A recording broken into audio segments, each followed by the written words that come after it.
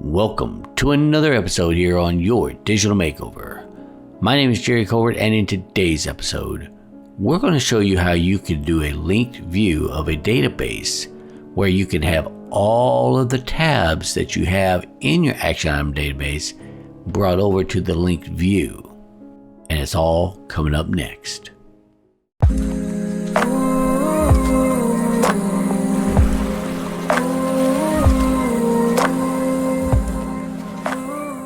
So in today's episode, I want to show you how you can create a linked view of a database and, bring over all of the tabs that database actually has. So for instance, as you see here, I have a action item database opened up. This is an actual database, not a linked view of the database, but an actual database. And you see I have a master table, a next 7 days, a calendar, completed table, recurring table, non-recurring tasks, right? Well, what if I want to actually have a linked view of all of those tabs? How do you do that?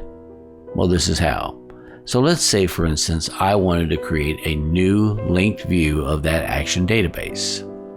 So we'll just go ahead and click right down here. And let me get there. And what we'll do is we'll hit the /. We'll type in linked view. And we'll have to wait a few seconds because it's got to see what kind of databases I already have available. So what I'm going to do here is I'm going to click on this action item database because that's what I want the link to. So I'm going to click that linked view. Now, when you do this, you have a choice.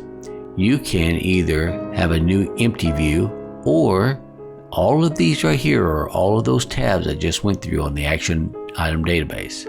So if you click one like that, now you have the master table of that view from the action items database, which is right here, right? But you're like, but I also want all of the other ones to show up, and you see they're not showing up here. All you have to do is click the plus icon, wait for the data source to open up, action item, click on it, and now you select the next 7 days, right? And you do that for each one of those tabs that you have in the actual database.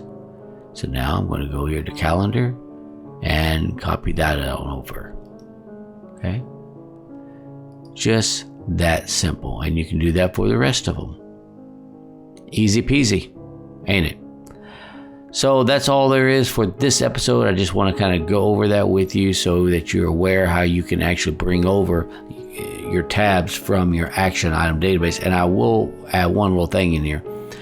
Typically what I do is I create my action item database or whatever database it might be, and I make sure in the database while I'm working on creating it that I create all the tabs that I could possibly think that I would possibly need for that scenario. So when I actually do a linked view of that database, I can bring over whatever tab I want to that linked view. But anyways, I hope you all enjoyed this episode. And if you did, don't forget to hit that like button right down below. And if you want to see more of these episodes in the near future, make sure you subscribe to my channel. And with that being said, I want to wish you all a wonderful week, and I'll catch you in the next episode. Take care.